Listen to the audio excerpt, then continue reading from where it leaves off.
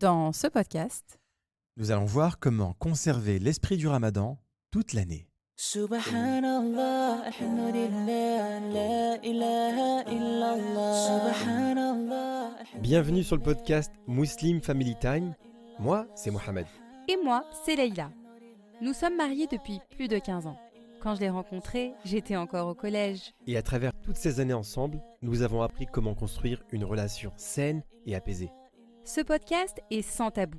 Si tu te poses des questions sur la relation de couple, la parentalité, Ou juste ton bien-être en tant que musulman. alors ce podcast est vraiment fait pour toi. Que tu sois en voiture, Ou en cuisine, sur ton canapé, on te souhaite de passer un bon moment avec nous. That everything will be okay. So let me hear you say. Salam alaikum wa rahmatullahi wa barakatuh. J'espère que vous allez bien en cette fin du mois de Ramadan, Inch'Allah. Alors, je me trouve avec mon cher et tendre époux, Masha'Allah. Salam alaikum Leïla, comment tu vas? Ça va, alhamdoulilah, et toi? Alhamdulillah, ça va très bien. T'as passé une belle semaine? J'ai passé une très belle semaine. On est durant les 10 dernières nuits du Ramadan. Oui. J'ai le sommeil éclaté, mais alhamdulillah, je suis très heureux parce que c'est une période de Ramadan qui est incroyable, quoi. Oui. Surtout ici, aux Émirats, on le ressent bien, cette période, Masha'Allah, où on peut aller à la mosquée, prier le tarawih, le tahajjud, la prière de la nuit, où il y a de nombreux chouyours qui viennent de l'extérieur et qui viennent dans les mosquées avec Oui. les belles récitations. Donc, c'est magnifique. C'est vrai que c'est un beau cadre, machallah. On est vraiment des privilégiés, alhamdulillah. Alhamdoulilah. Mais ça me rappelle aussi les tarawih de la France, c'était aussi exceptionnel. Ah oui. Donc là, en fait, on fait le tarawih. Mm. Ils finissent un tout petit peu plus tôt que prévu. Oui. On rentre à la maison et vers 1h du matin, Mm. on revient à la mosquée C'est ça. pour justement prier jusqu'à 3h du matin. Mm. Et ensuite, ils laissent les gens rentrer chez eux pour qu'ils puissent faire le suhour. Mais non, c'est des moments privilégiés, on va pas se mentir. Oui. On aime Enfin, bien, les enfants aussi aiment bien, Mm. même si, bon, ils ne peuvent pas forcément se réveiller. Non, ils font que le tarawih, c'est déjà pas mal. Oui, ce matin, pour la petite histoire, Nouhaïla, elle s'est réveillée très tôt, machallah. Mm. Et ensuite, avant de partir à la mosquée, je lui ai dit, écoute, je te laisse ranger, parce qu'il y avait encore le suhour sur la table. Mm. Donc les fruits, les fraises, les bananes, il y avait tout sur la table. Et je lui ai dit, Nouhaïla, je vais partir à la mosquée, Inch'Allah. Et je te laisse ranger, quoi. Mm. Je reviens de la mosquée, elle est en train de dormir sur le canapé. Mesquine. Et là, il y a tout. Mais vraiment, il y a tout qui est encore sur la table. Je lui dis, mais qu'est-ce qui se passe? Qu'est-ce qui s'est passé? Voilà, il y a un petit L'appel du canapé a été trop fort. Voilà, exactement. Parce qu'elle était un peu fatiguée. Donc voilà, ma chérie, Nouhaïla, tu écoutes ce podcast. Oui. Je ne t'en veux pas. Alors, Leïla, sur ce podcast, machallah, il y a un sujet très intéressant, évidemment. Beaucoup de gens nous ont posé des questions, justement, de savoir quelles étaient les habitudes qu'il fallait mettre en place pour garder l'esprit du Ramadan. Oui. Et on s'était dit que, écoute, pourquoi pas faire un thème, Mm. carrément un épisode, Oui. avec des grands conseils sur comment, Inch'Allah, on va pouvoir y arriver. Mhm. Évidemment, avant ça, on va lire un commentaire. Mm. Mais cette semaine, on va pas le lire. Oui, cette semaine, Masha'Allah, on a reçu un très bel audio sur Instagram. Donc, je salue le frère qui nous a envoyé cet audio de ses enfants, Masha'Allah. Il nous a dit que, justement, ils écoutaient très régulièrement notre podcast sur le chemin de l'école ou sur le chemin du travail.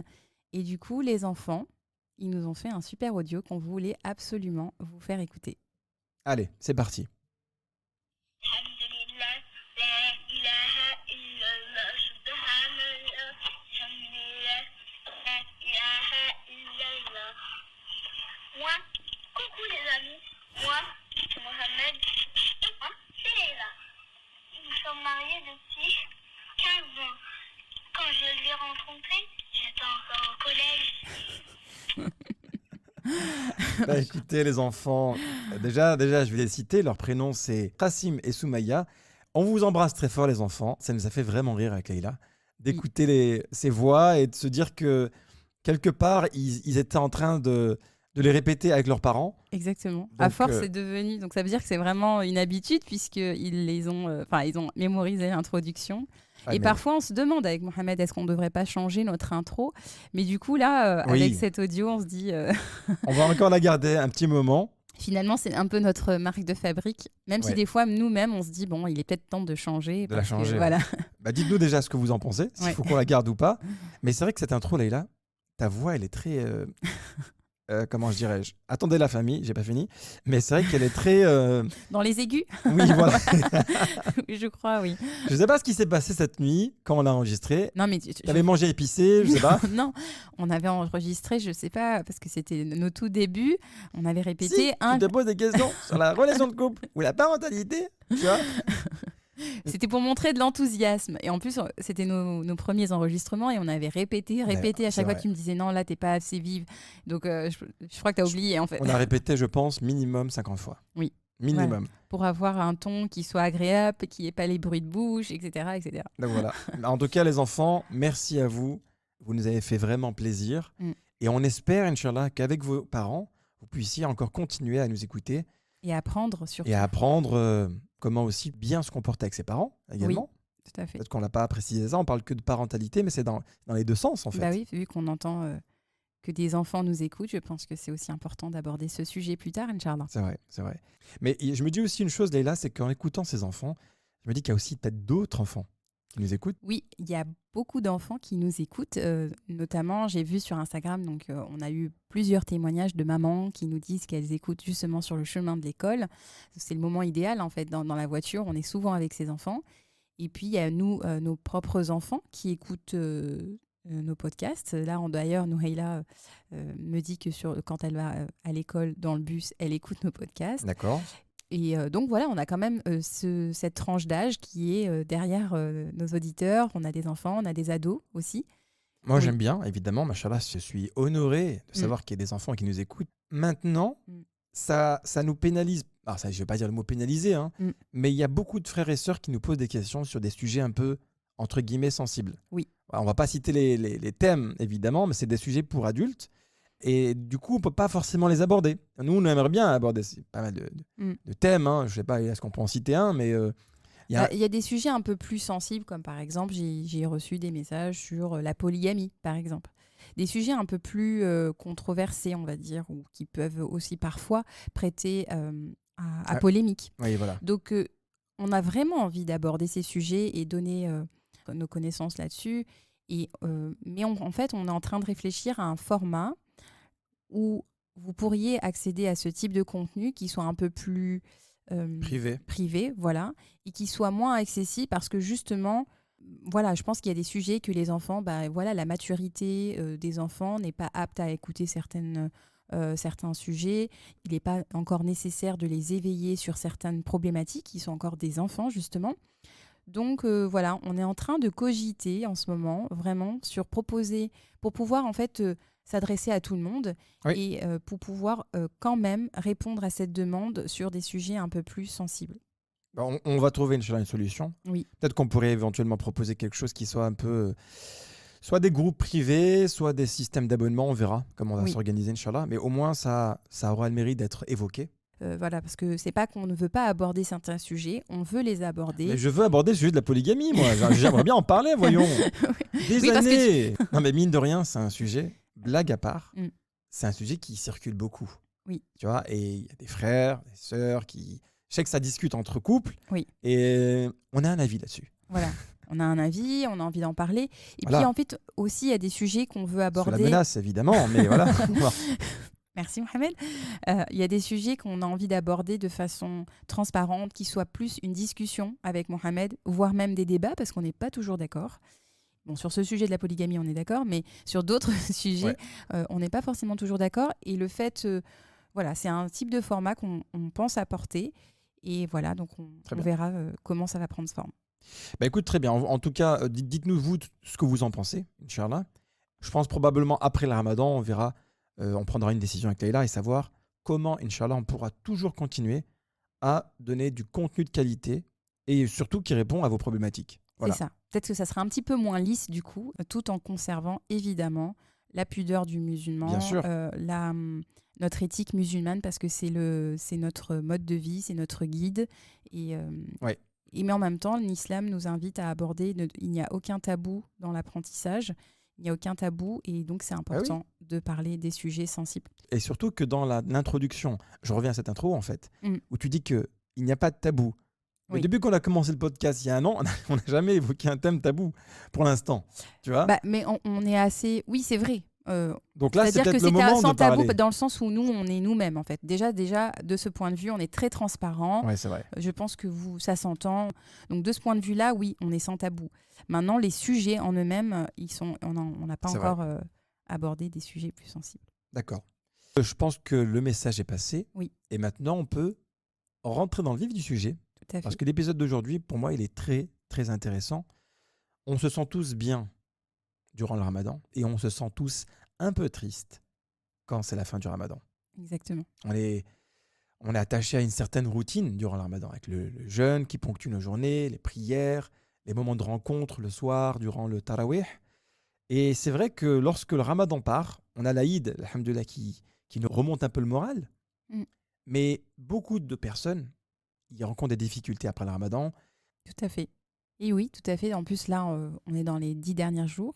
Donc, je vous invite déjà, avant de rentrer dans l'après-Ramadan, quand même, à vous dire que, alhamdoulilah, il faut être dans le moment présent, qu'il faut savourer ces nuits, multiplier les invocations, multiplier les prières, multiplier la lecture du Coran. Faites de ces nuits des moments uniques, des moments précieux. Voilà, il faut vraiment qu'on puisse encore en profiter un maximum avant de se projeter sur l'après.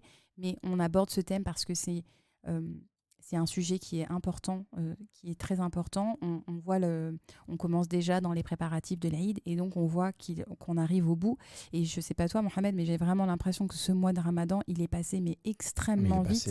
On le dit chaque année, mais celui-ci en particulier, Allahu A'lam, mais pour moi, c'est un des plus rapides de l'histoire. Oui.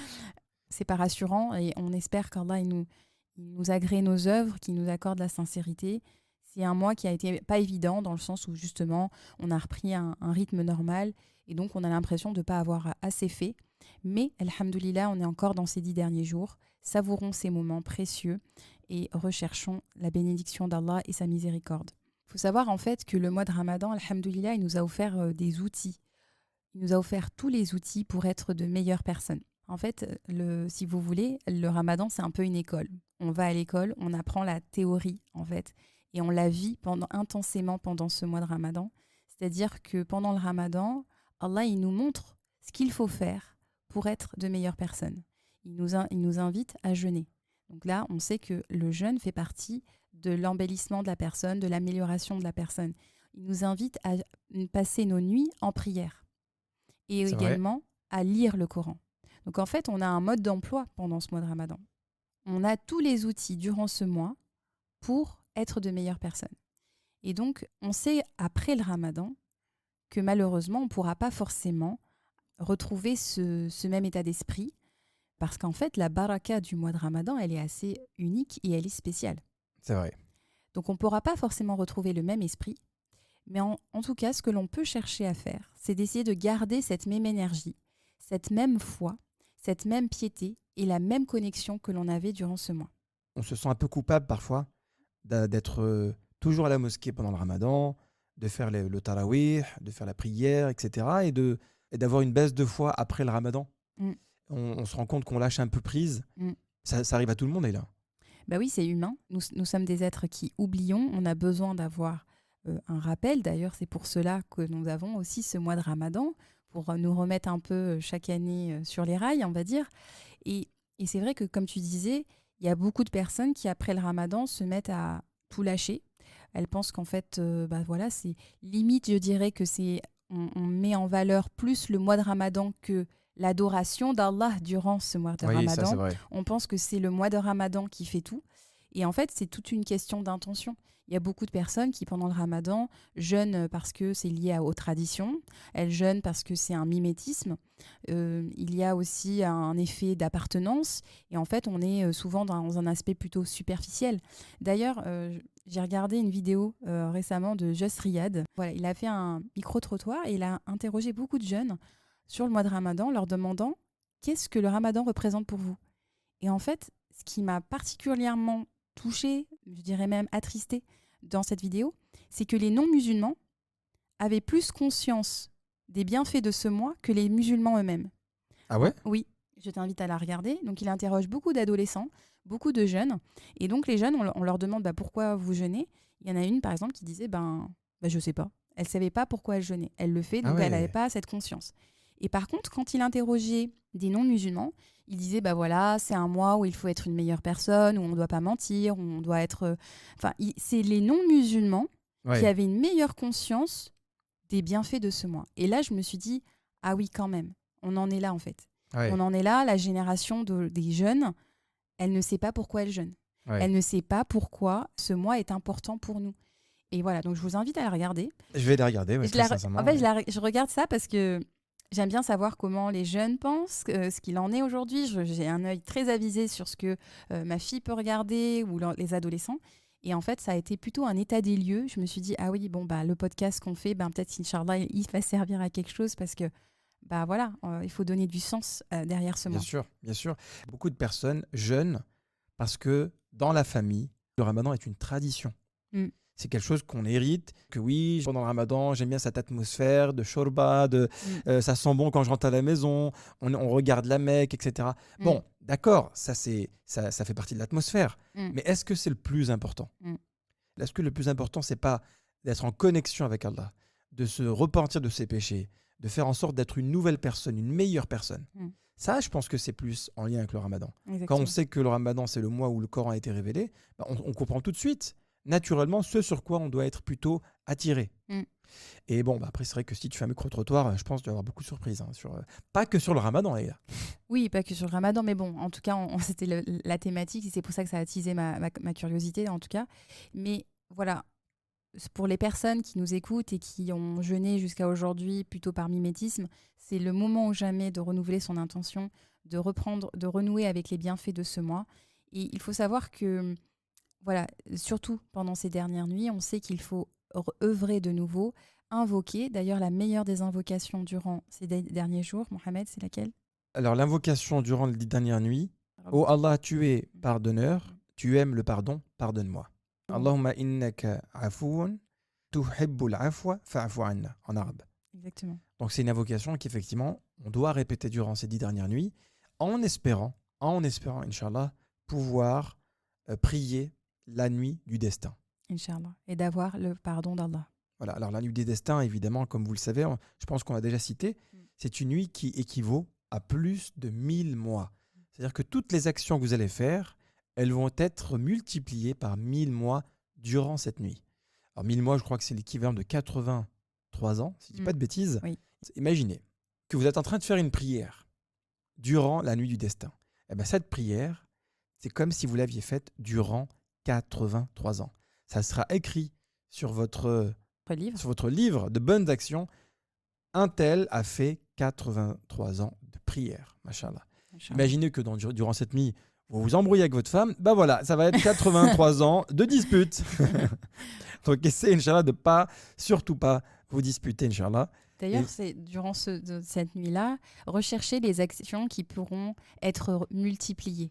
Donc, c'est-à-dire qu'une sadaqa, si dites-vous que, par exemple, vous donnez, je sais pas, 2 euros chaque nuit durant ces 10 dernières nuits, en recherchant la nuit du destin, Oui. eh bien, cet argent que vous aurez fait en sadaqa, il sera multiplié par 83. Machallah. La lecture que vous aurez fait du Coran, d'ailleurs, on dit la sourate Al-Ikhlas, quand on la lit 3 fois, c'est comme si on avait lu le Coran en entier. Dites-vous que si vous la lisez 3 fois chaque fois durant ces 10 dernières nuits, c'est comme si vous aviez lu le Coran en entier pendant 83 ans. Machallah. Voilà. Enfin, Ouais. recherchez en fait les belles actions qui pourront être multipliées pendant cette nuit. Voilà. Alors, par rapport à la sadaqa, Mm. comme vous le savez, la famille, nous avons un projet de construction de mosquée. C'est un projet qui est dans la ville de Grenoble et la mosquée s'appelle la mosquée des Alpes. Alors, je prends juste 2 minutes de votre temps pour effectivement vous encourager, Inch'Allah, durant ces 10 dernières nuits, la famille, à faire un don pour que la construction de la mosquée des Alpes puisse aboutir, Inch'Allah. C'est une mosquée qui va être un centre islamique, un centre culturel et cultuel, avec des salles de classe, avec une piscine pour les femmes, avec une salle pour le lavage mortuaire également, une salle qui va permettre d'accueillir des gens qui sont dans la nécessité et de leur donner des iftars chaque mois de Ramadan, Inch'Allah. Inch'Allah. Donc c'est un très beau projet. Je vous mets tous les liens en description. Donnez la somme que vous pouvez, Inch'Allah, Inch'Allah. parce que c'est un projet sur lequel on est en train de récolter des dons. Et malheureusement, il nous manque encore une grande somme. Oui. Et sans cette somme-là, nous ne pourrons pas malheureusement finaliser la construction de cette mosquée. Alors je sais qu'il y en a beaucoup qui nous écoutent. Faites un don. Allah yajazikum bikhir. Et je vous rappelle également le hadith du prophète sallallahu alayhi wa sallam qui dit que Salam. celui qui donne pour la construction d'une mosquée, Allah lui construit son équivalent au paradis. Alors imaginez que vous faites ce don-là durant la nuit du destin. Mm. C'est comme si vous aviez donné fi sabilillah pendant 83 ans. Alors imaginez ce que vous pouvez recevoir. Chez Allah, il n'y a que lui qui le sait. Inch'Allah. Barakallahu fik, Mohamed, de ce rappel. Alors, maintenant, on rentre dans le vif du sujet Mm. et on va évoquer, Leïla, 7 points sur comment garder l'esprit du Ramadan tout au long de l'année, Inch'Allah. Exactement. Alors, comme on avait aussi, dans un épisode, on avait parlé avec l'imam Rachid Al-Jay et on lui avait demandé quel était le signe d'acceptation du mois de Ramadan, de nos œuvres durant ce mois de Ramadan. Il faut savoir que un des signes d'acceptation, c'est le fait qu'une action, elle perdure. Quand elle perdure dans le temps, eh bien, en fait, c'est un signe d'acceptation d'Allah puisqu'il vous maintient près de son adoration, en fait. Donc, un des signes d'acceptation du mois de Ramadan, c'est que ce mois nous ait changé en mieux, qu'on ait profité des enseignements de ce mois. Et donc, la première chose qui va nous permettre de conserver cet esprit durant l'année, en fait, c'est la constance. Oui. C'est que vous continuez après le mois de Ramadan, que vous poursuivez en fait ce que vous avez déjà commencé et que les actions que vous aurez entreprises durant ce mois deviennent même de nouvelles belles habitudes. Et donc, c'est très important d'être constant et d'être régulier, c'est-à-dire si vous avez rajouté le tarawih, par exemple. Évidemment, le tarawih, c'est une... Faites un tarawih chaque soir.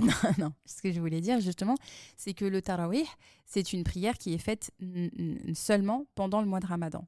Mais il n'en reste pas moins que le tarawih nous a appris à rajouter des surérogatoires, nous a appris à prier plus. C'est vrai.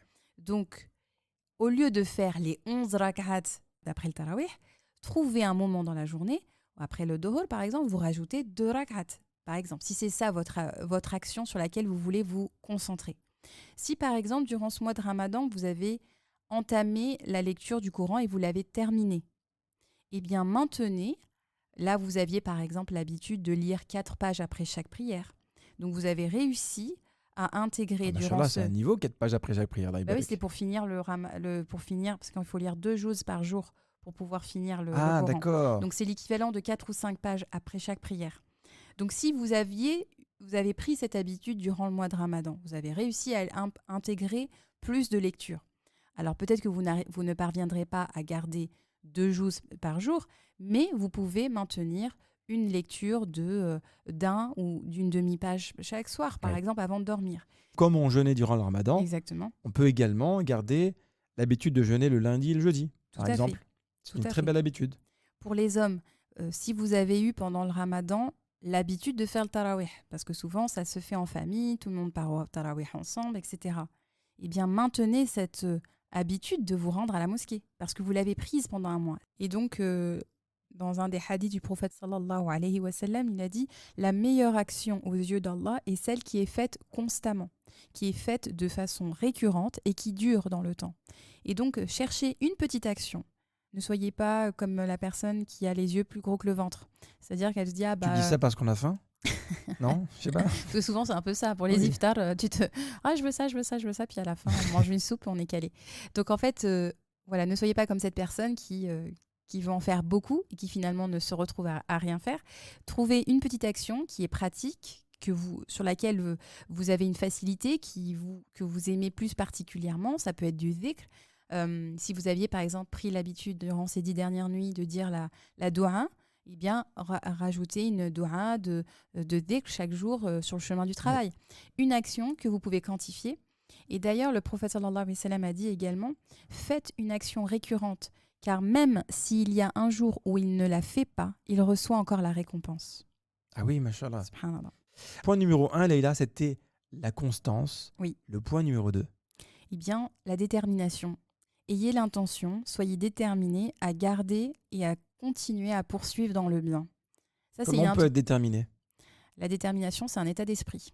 C'est une discipline intérieure. C'est un mental d'acier, j'ai envie de dire. C'est-à-dire que coûte que coûte, même si vous n'avez pas la motivation, parce que la motivation, elle vient, elle part. On l'a à un moment donné et ensuite elle part, elle s'efface. Mais la seule chose qui va vous permettre d'avancer, qui va vous permettre de maintenir les bienfaits de ce mois, c'est de prendre la décision Intérieur. intérieure et de vous y tenir, quoi qu'il en coûte. Gardez cette détermination. Dites-vous, à un moment donné, ne réfléchissez pas. Ah, j'ai ça à faire, etc. Non, cette décision, c'est un engagement que vous avez pris avec vous-même et surtout vis-à-vis de Dieu. Il y a des engagements, quoi qu'il arrive, on y tient, même si on n'a pas envie. Je sais pas, Ouais. j'imagine que quand vous allez au boulot, vous n'avez pas toujours envie d'y aller. Mais on y va parce Mais on que... y va pourquoi? Ouais. On pense à la récompense. Oui, on sait Parce quand il y a le salaire qui On va sait qu'il tomber. y a le salaire qui va tomber. On sait que s'il n'y a pas le salaire, on ne pourra pas faire telle et telle chose. Oui. Dites-vous que c'est la même chose. Quand vous allez arriver à la fin du ramadan, vous allez pouvoir décider quel type d'habitude vous allez garder. Ces habitudes-là, vous allez les écrire sur un papier. Mm. Vous allez dire, par exemple, je vais garder 3 habitudes.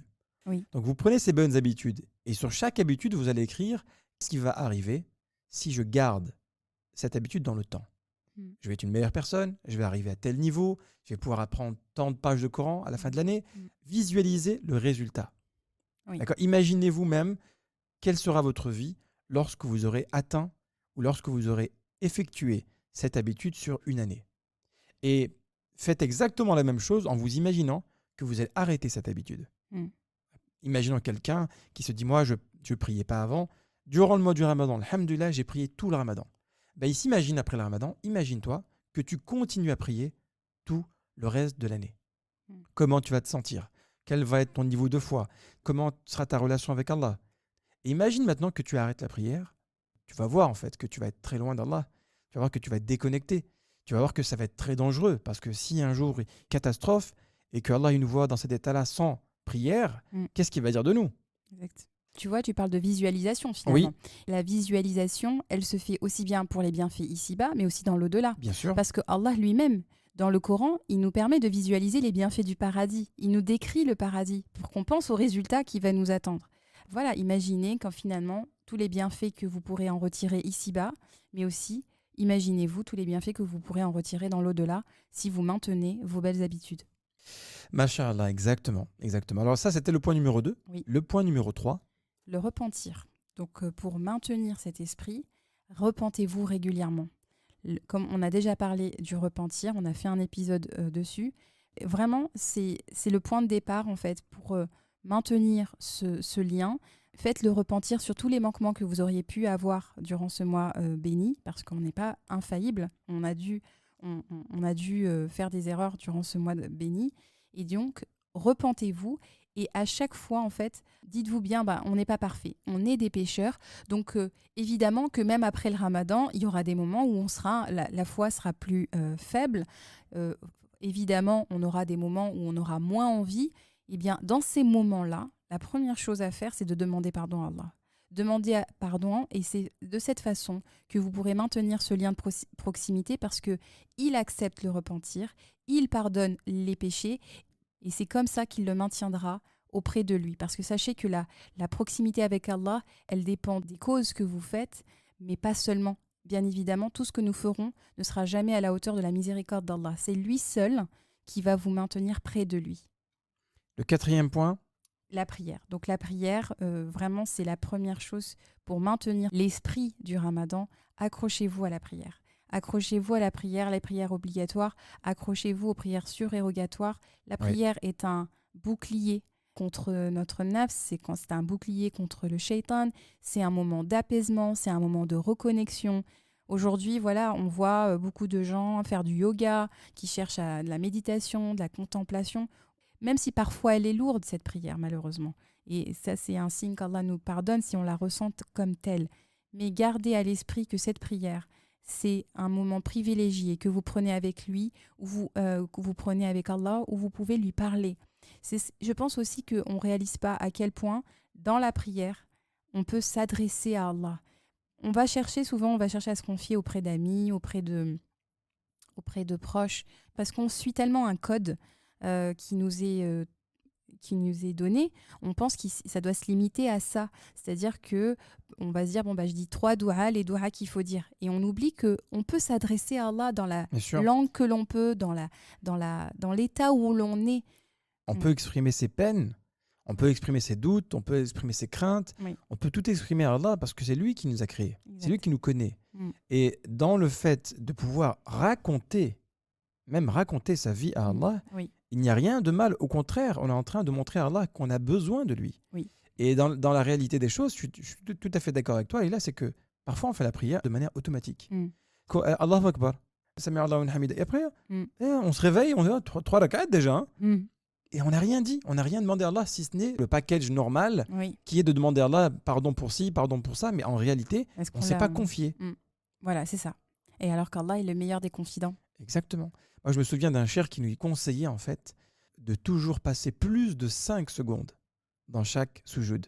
Parce que quand c'est moins de chaque seconde, c'est que tu t'es pas confié. Tu as juste fait ça rapidement. Mm. Tant que tu n'as pas passé plus de 5 secondes dans chaque sujoud, il nous disait ça. C'est-à-dire que là, tu n'as pas tout dit à Allah. Ne relève pas le front du sol tant que tu n'as pas dit tout ce que tu avais dans ton cœur à Allah. Et c'est ça en fait qui symbolise la prière. C'est que le fait que tu parles avec Allah et que tu lui dises tout. Mm. Et quand tu finis ta prière, tu t'es vraiment déconnecté de la dunya, des problèmes, etc. Tu as tout confié à Allah. Naturellement, tu vas voir que tu te sens déjà mieux. Tu as déposé ton fardeau. Des Voilà. fois, on a le cœur serré, on a le cœur éprouvé, on a des épreuves. Eh bien, en fait, subhanallah, quand on est sur le tapis, on dépose son fardeau, on s'adresse à Dieu, on se sent dans une relation privilégiée. Oui. Et vraiment, là, en plus, pendant les 10 dernières nuits, c'est le moment ou jamais pour reconnecter avec lui. Et vraiment, donc, pour maintenir cet esprit du mois de Ramadan, accrochez-vous à la prière. Le 5e point, Le 5e point, c'est le Coran. Donc, on a parlé de l'importance du Coran. On en a fait un épisode la semaine dernière. On a parlé de ses bienfaits ici-bas et dans l'au-delà, de son pouvoir d'apaisement. Eh bien, en fait, le Coran doit continuer à faire partie de votre vie après ce mois de Ramadan. Si vous aviez, durant ce mois, l'habitude de le lire davantage, de l'écouter davantage, de l'étudier, peut-être que vous avez participé à des formations, peut-être que vous avez pris des cours durant ce mois, peut-être que vous avez participé à des assises de lecture durant ce mois, eh bien, maintenez ce lien avec le Coran, faites de la place pour le Coran dans votre quotidien, que ce soit le matin avant de partir au travail, ou que ce soit au retour chez vous avant de dormir, ou alors que ce soit dans la voiture. Enfin, maintenez un lien avec le Coran. Il y a des personnes qui touchent le Coran que pendant le mois de Ramadan. Est-ce que c'est pas triste? Oui. C'est pas déterminant sur l'état de la communauté aujourd'hui, puisqu'on s'est éloigné du guide de notre vie. c'est vrai. On peut commencer en fait par juste avoir un contact régulier avec le Coran, au moins un verset Layla par jour, C'est ça. je dirais, sur lequel on peut méditer, si c'est pas une page, si c'est pas un hizb, au moins un verset sur lequel ça nous prend la journée et on médite sur ce verset-là. Voilà, exactement. L'avant-dernier point, le Oui. 6e point Layla. Eh bien, l'invocation, maintenez les invocations tout au long de l'année. Voilà, on a fait un livre d'invocations durant ce mois béni. Je vous invite toujours à pouvoir le télécharger, hein, il est encore possible de le faire. Et en fait, des retours que j'ai eus par rapport à cet e-book qu'on a fait, certaines personnes m'ont dit, en fait, je me suis aperçue que je ne savais pas comment me confier à Dieu. Et Ah oui. la façon dont tu as construit cet e-book m'a permis de me rendre compte qu'en fait, effectivement, je ne savais pas m'adresser à lui et que je me suis aperçue qu'en fait, finalement, je pouvais vraiment tout lui dire. Et donc, ça a été un peu un déclic pour certaines personnes. Et c'est ce que je voulais rechercher. Parce qu'évidemment, il y a des invocations qui sont des invocations prophétiques. Il y a des invocations qui sont tirées du Coran lui-même. Et parfois, il y a aussi des autres situations où on a besoin de s'adresser à Allah. Et donc, alhamdoulilah, j'espère que ce mois de Ramadan vous a permis de remettre l'invocation au cœur de votre vie et au cœur de votre quotidien. Et donc, Inch'Allah, maintenez cela après le Ramadan. Après vos prières, il y a des moments clés. On a déjà parlé dans un épisode du pouvoir des invocations et les moments privilégiés pour l'acceptation de ces invocations. Maintenez ce lien privilégié avec Allah. Dites-vous qu'en fait, tu parlais de ça la dernière fois, tu disais, mais est-ce qu'on se rend compte à quel point c'est beau d'être choisi par Allah pour l'invoquer lui? Alors Layla, le dernier point sur comment garder l'esprit du Ramadan tout au long de l'année. Eh bien, c'est d'être reconnaissant d'avoir vécu ce mois de Ramadan, quel qu'il soit. Alors, soyez reconnaissants, soyez satisfaits, ayez un sentiment de contentement par rapport à ce que vous avez fait durant ce mois de Ramadan. Célébrez vos accomplissements du mois de Ramadan. Soyez reconnaissants. La reconnaissance, la gratitude d'avoir vécu ce moment, elle est inestimable en fait, C'est vrai, subhanallah. c'est vrai. Et c'est ça qui va vous, en étant reconnaissant d'avoir vécu ce mois de Ramadan, cela va vous donner la force, l'envie et le courage de vouloir atteindre, de pouvoir vivre un nouveau Ramadan l'année prochaine et Inch'Allah de maintenir entre le Ramadan de cette année et celui de l'année prochaine un lien qui serait un lien indestructible avec Allah. C'est important d'être reconnaissant, d'avoir vécu ce mois. Il y a des personnes qui auraient voulu être parmi nous aujourd'hui et vivre les bienfaits de ce mois. Bien Donc, sûr. alhamdoulilah, Allah nous a choisis pour le vivre. Allah nous a donné cette chance et on demande à Allah de nous permettre de le vivre encore l'année prochaine, Inch'Allah, de pouvoir savourer ces moments, ces instants précieux, ces moments qui nous rapprochent de lui, Inch'Allah. Je rappelle à tous ceux qui nous écoutent que les compagnons, ils avaient l'habitude de demander à Allah qu'il accepte leur ramadan 6 mois après le ramadan. Oui. Et durant les 6 mois avant le ramadan, ils demandaient à Allah de leur permettre de jeûner le mois du ramadan. Mm. Donc en fait, ils sont 6 mois dans l'année où ils remercient Allah, où ils sont dans la reconnaissance, où ils sont dans la demande d'acceptation de leur jeûne. Et encore 6 mois où ils demandent à Allah de les laisser en vie pour qu'ils puissent le jeûner, Inch'Allah. Oui. Donc en fait, Toute l'année, voilà, ils demandent pour le ramadan. Toute l'année. c'était un point central en fait.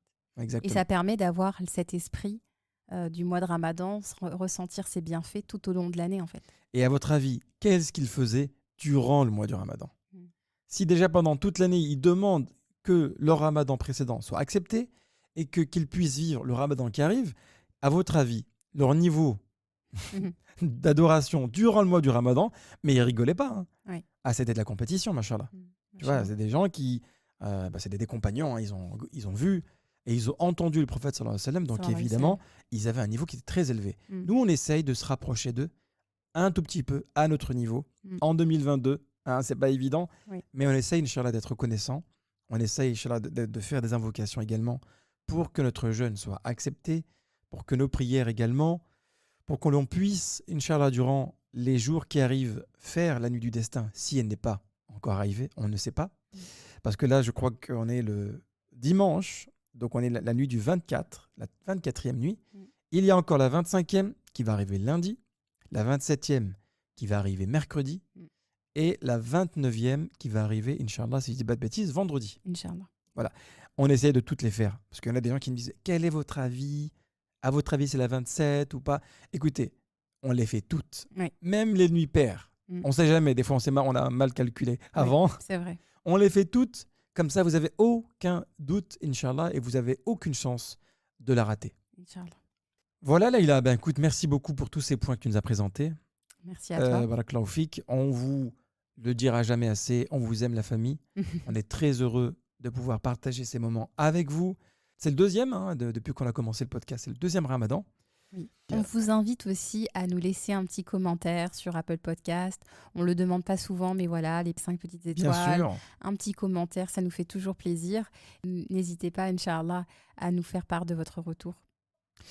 Bien sûr, bien sûr. Tous vos commentaires sont lus, que ce soit sur YouTube, Instagram, Facebook, je ne sais plus quoi d'autre, mais tous les réseaux Podcast. sociaux, voilà, on les lit tous, évidemment. Oui. On va finir ce podcast, la famille, en vous souhaitant de profiter de cette dernière semaine, Laïla. Et Eh ouais, oui, c'est ça la y est. dernière ligne droite, la famille. Ça y est, on y est. Est-ce que c'est là où on donne tout? Exactement, c'est là où on donne tout, Inch'Allah. Oui. Et ne vous perdez pas trop dans les préparatifs de l'Aïd au détriment de l'adoration. Bien sûr. Gardez à l'esprit, surtout les mamans. On sait que là, on est en train de commencer à préparer les cadeaux, les tenues, la déco, le buffet, etc. C'est bien. Hein. J'organise également. Faites en sorte quand même que ces nuits soient précieuses et qu'elles soient dédiées uniquement à l'adoration. C'est vraiment, c'est là où on pourra vraiment célébrer, savourer et célébrer si on sent qu'on a fait de notre mieux durant ces 10 dernières nuits. Bien sûr, Inch'Allah. bien sûr. Si on veut célébrer alors qu'on n'a pas bien profité du Ramadan, ben, quel est le sens de la célébration? Il faut, Inch'Allah, faire en sorte, et nous les premiers, à profiter de cette dernière semaine de Ramadan qui va passer à une allure incroyable. Vous allez finir ce podcast et vous allez voir que le prochain va arriver très rapidement. Oui. Parce que la dernière semaine du Ramadan, elle passe très vite. Alors Laïla, avant de terminer le sujet de la semaine prochaine, ce sera, Inch'Allah, l'importance de la gratitude, de la reconnaissance, justement parce que la fête de l'Aïd, c'est justement la fête de la reconnaissance et de la gratitude. On vous souhaite, Inch'Allah, de passer une agréable semaine. Si vous avez écouté ce podcast avec vos enfants, on les embrasse, évidemment. Qu'Allah subhanahu wa ta'ala protège vos enfants, qu'il protège votre famille, qu'il accepte Amin. votre jeûne, Amin. qu'il accepte vos bonnes actions. Amin. Pour ceux qui, Inch'Allah, qui vont faire un don pour la mosquée des Alpes, qu'Allah vous le rende au quintuple. Amin. Et on vous souhaite de passer une très bonne semaine. Vous venez d'écouter l'épisode numéro 40. À très bientôt, Inch'Allah. Salam alaikum wa rahmatullah. Salam alaikum. qui te plairont sûrement. Merci encore pour ton écoute. Et en attendant, n'oublie pas de remercier Allah pour tous les bienfaits que tu as au quotidien. À très vite. Salam alaikum.